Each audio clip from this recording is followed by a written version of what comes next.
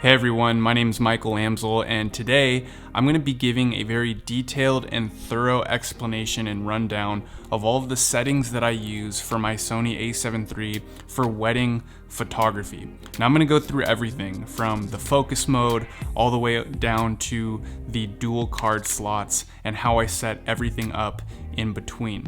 So if this video sounds like something that might be helpful to you, then hang tight. This might be a slightly longer one, but that's just because I want to be detailed, I want to be thorough, I want to go through as many things as I possibly can. Now, if you have any questions at the end of this video that I did not go over, then make sure to leave a comment down below, and if I can, I will definitely make sure to respond to you. So anyways, with all that being said, let's jump into the camera and I'll show you guys my settings. All right, so here we are in the menu system. Let's get started. For me, I always shoot in RAW, uncompressed, extra fine, and then this L24M, that's only affecting your JPEG quality. To be honest with you, or your JPEG image size. To be honest with you, I don't really know exactly what this does, other than it's just the biggest number, so that's why I've always kept it at the 24.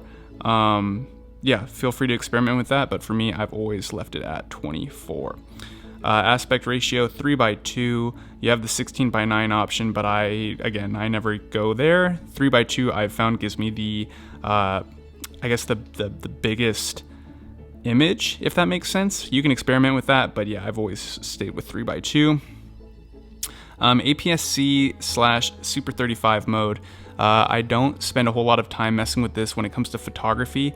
Every once in a while, if I need some extra length on my lenses, I will go into APS-C mode for video. But for photography, you know, when you're not using that full sensor, you're going to be losing some quality for sure. So I never go and change that. But if I ever did want to, this is where you would do that.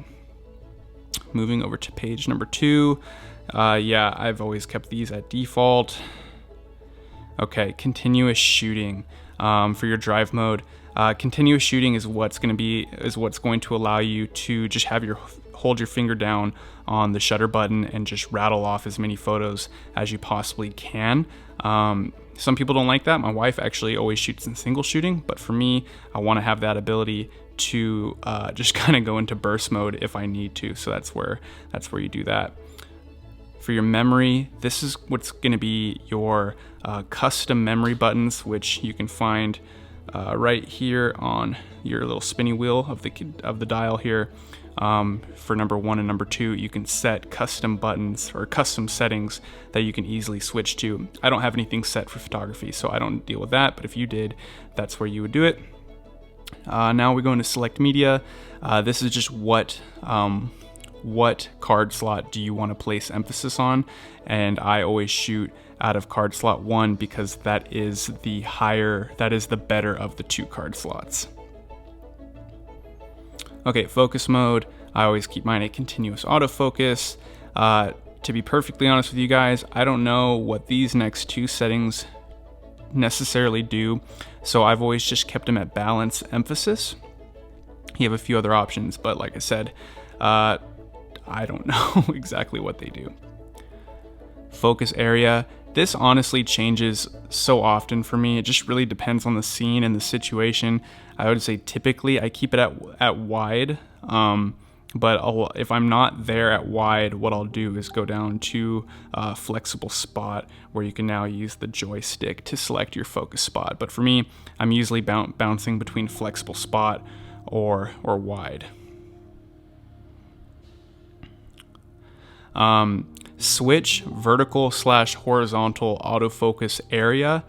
I have mine at autofocus point and autofocus area, and basically what this does is that when you turn your camera vertical to shoot in portrait mode, your camera will automatically, so say you've got your focus spot set to like the lower part of your frame. When you switch it to vertical mode, instead of it staying over here, you know, on the right hand side, it's actually going to move back down to the bottom where you originally had it. So I find that feature super helpful. Saves a lot of time, that's for sure. Autofocus illuminator, definitely I have this off. That controls the little like flashy light that comes from the front of the camera every time you hold the shutter to focus. Center lock on autofocus, a really cool feature. For me though, for photography, I don't use that. Set face priority in autofocus, I go back and forth. If I could have my choice, I would keep this on, but sometimes, especially if you're shooting say the reception where there's, you know, obviously a ton of people and a lot of different faces, your camera might like tweak out sometimes and not know exactly whose face to focus on. So if you ever have that problem, then I would come in here and turn that off. But for the most part, I try to keep it on if I can. Autofocus track sensitivity, I put it at 4. I've found that gets the best results for me personally, but yeah, I mean, you can always experiment with that. And this is just autofocus with shutter. I definitely keep that on, and that's just saying, do you want to autofocus with the actual shutter button, which for me, I of course want to.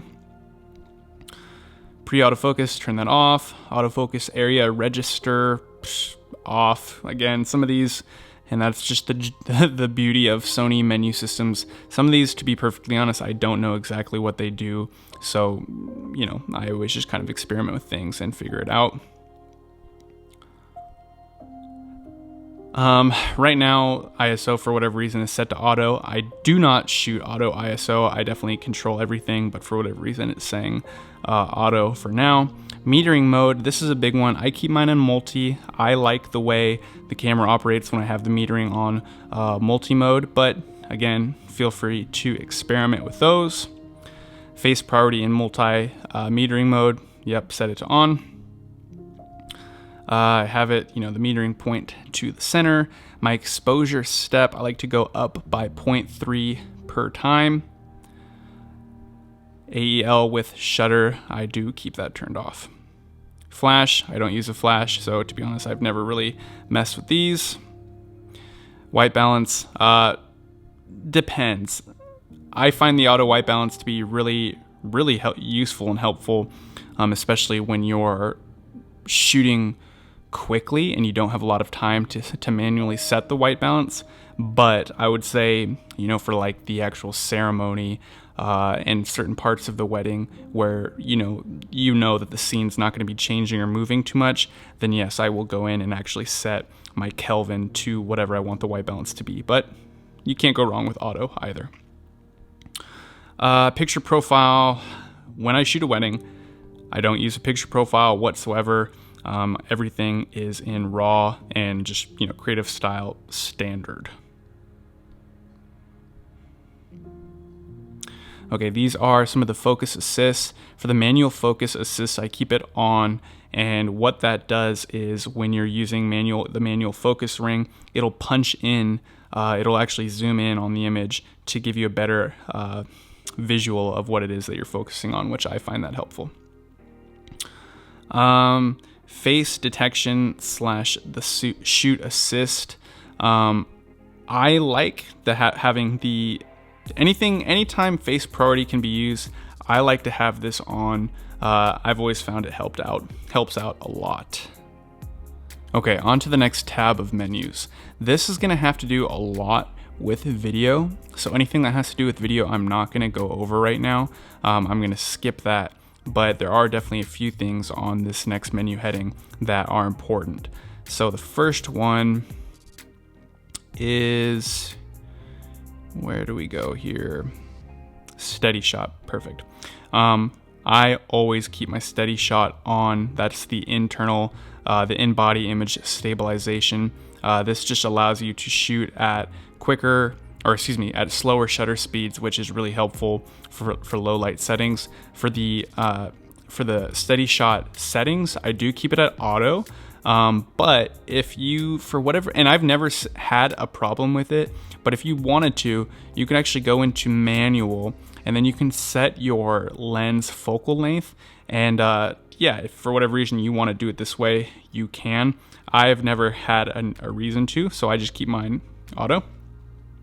And this also, side note, goes for the lens. If I have a lens that has optical steady shot, then I, of course, turn that on as well.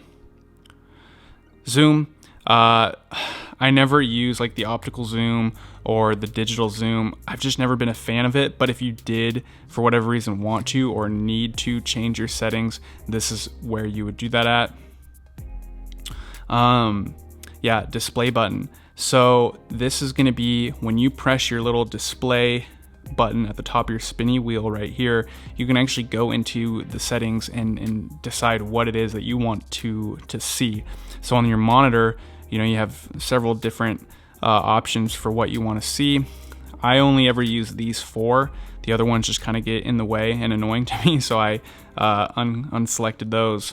And then for the finder, all I care about is my histogram and my level, and then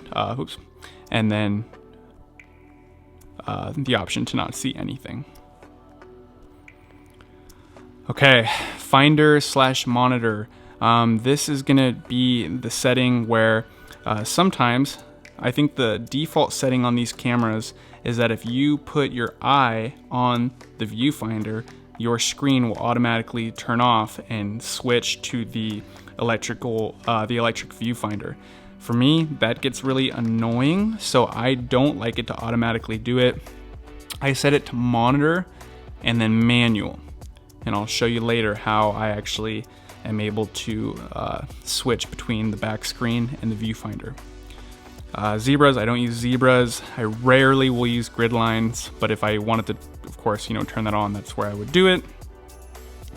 Live view display, I keep that on.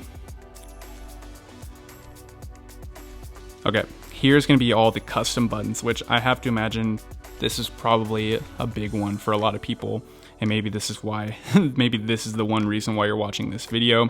So for me, I set my control wheel, which is this right here. I set that to my ISO. The reason I do that is because now I have control of my ISO. With this one, I have control of my shutter. And then with this one, I have control of my aperture. So I've got really quick access for whatever I need to switch my exposure. Custom button number 1 is my focus area. So if I want to change from wide, center, zone, flexible spot, that's where I would do it really quickly, is with the control 1 button, or custom button number 1, sorry. Custom button number 2 is focus mode. So if I want to change it from autofocus, continuous, single shot autofocus, or even manual focus, that's where I would do it. Custom button number 3 is where I choose to put my white balance, because this camera does not have a dedicated white balance button. And then custom button number 4, I have it set to picture profile, and that mainly has to do with video. I never change picture profiles during weddings for photography. Multi-select center button, that's just your joystick. So I keep it at focus standard. Center button, I actually don't have anything set to it right now. A lot of people will set maybe this to be your eye autofocus, but for me, I've never found a reason to change it. So left button is drive mode, which is, again, that's gonna be, are you shooting in continuous, or do you have a self timer on it? Here, I'll just show you real quick. So, you know, single shooting, continuous, and then you got your various timers and whatnot.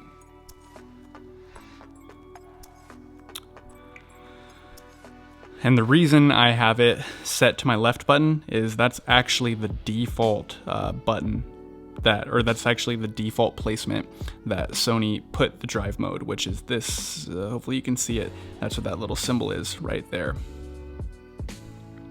Right button is ISO, so if I actually wanted to press the right button on the spinny wheel, then it would go to ISO.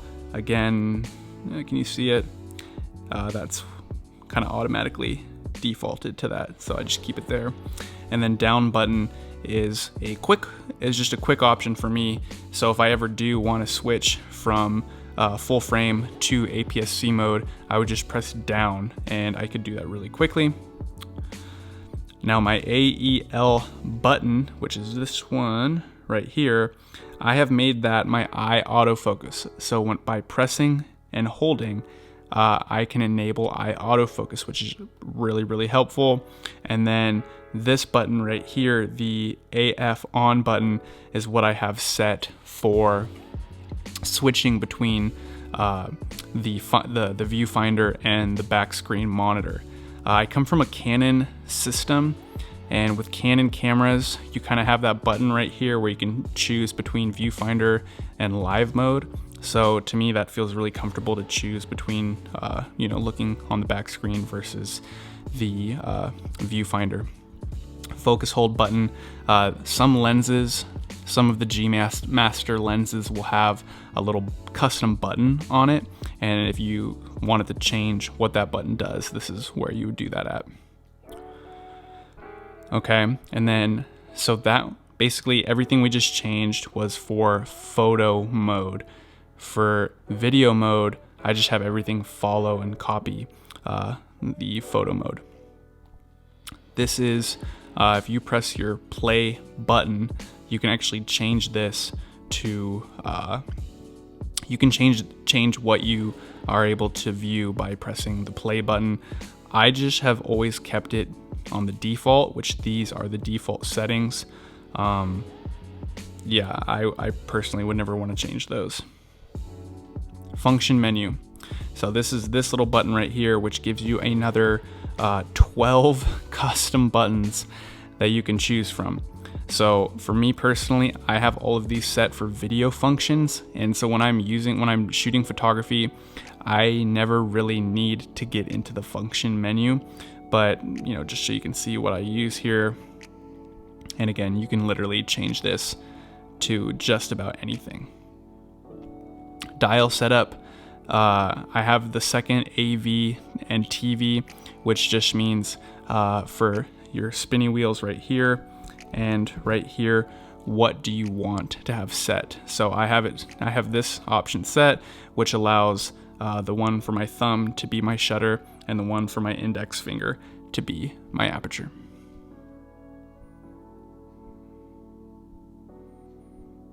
Okay.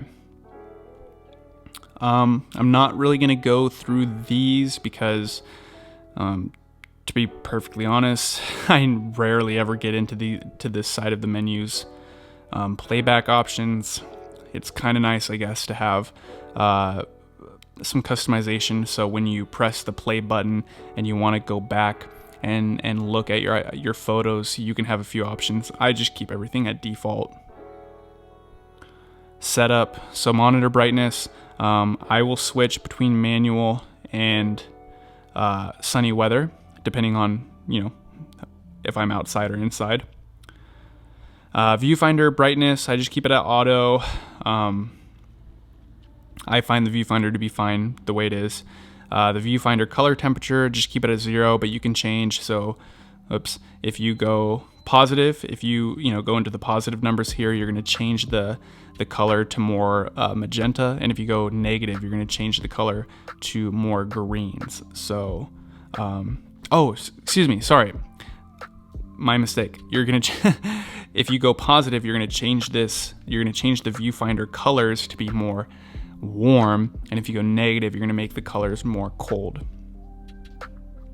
Gamma display assist. Don't need this for photography, but so I just set it to auto. Basically, if you're shooting video for log or hybrid log gamma, it basically gives you a preview of what it would look like after you color grade it. Display quality, I keep it at standard. You can go high, but for me, I keep it at standard because I want my battery to last as long as possible. Power, save, start time. I think it defaults at like a minute maybe. So I like mine to run as long as possible without automatically turning off. So I keep mine at 30. Auto power off. Temperature, I keep mine high, and this is just the you never have to worry about this with photography, so this is just a video feature. Touch operation, keep it on. You don't have a lot of functionality with the touch screen, but the little that is there, I do like to be able to use it. Touchpad, I've got mine to panel and pad. And you got your HDMI settings, different video settings. This is going to be where you would format your card if you wanted to or needed to. So your file number, this is actually really important. So basically what this does is every single time you insert your SD card, you can choose how it files your different photos that you take. So I keep mine in a series, meaning, you know, it's gonna go 0001, 0002, 0003, you know, so on and so forth. And every single time that I reinsert my card, it's going to keep that series number. Now, if you have yours set to reset, what that means is every single time that you reinsert your card and you start shooting again, it's actually going to restart everything back to 001, 002, and, you know, do that whole thing. The reason I don't like doing that is, you know, if you fill up one of your cards during a wedding and now you insert a new card, you're going to have, you know, by the end of the night, multiple photos with the exact same name, which is a pain in the butt and a nightmare to deal with once you start collecting everything for storage and then editing. So I keep mine at series, set file name. So this is just the first 3 letters that are going to be on each photo file. I just have mine to be my initials, MFA. Record media settings. So this is where we're going to get into the dual card slot options. Right now I only have 1 card in. Here is what I do for a wedding. So prioritize, I always have everything prioritized to slot number 1. Recording mode, so this is what I do. I come down here to sort, and when I shoot a wedding, I have mine selected to sort RAW/JPEG. What this means is that on card number 1, it's gonna store all of my RAWs, and then simultaneously, every photo that I take, it's also on card number 2, gonna store the exact same photo, but it's gonna make it a JPEG. The reason I do this, if for whatever reason, card number 1 fails and gets corrupted, I still have a backup of only JPEGs, and the reason I only have my backups as JPEGs is because, you know, I don't have the card space, really. I don't have that many cards to have them be filled up so quickly shooting in RAW. So I have RAWs set to my big fast card, and then I have JPEGs sent to my, you know, still nice but lower quality SD card. So this is how, right here is exactly how you can shoot both RAWs and JPEGs to 2 separate cards. Auto switch media, this just means that if one card fills up, if your slot number 1 fills up, it'll just automatically start shooting on card number 2. I don't have that option because, of course, card number 2 is being used for my JPEGs. Folder name, you can have it be standard or organized by date. No right or wrong option here, but I just keep mine standard.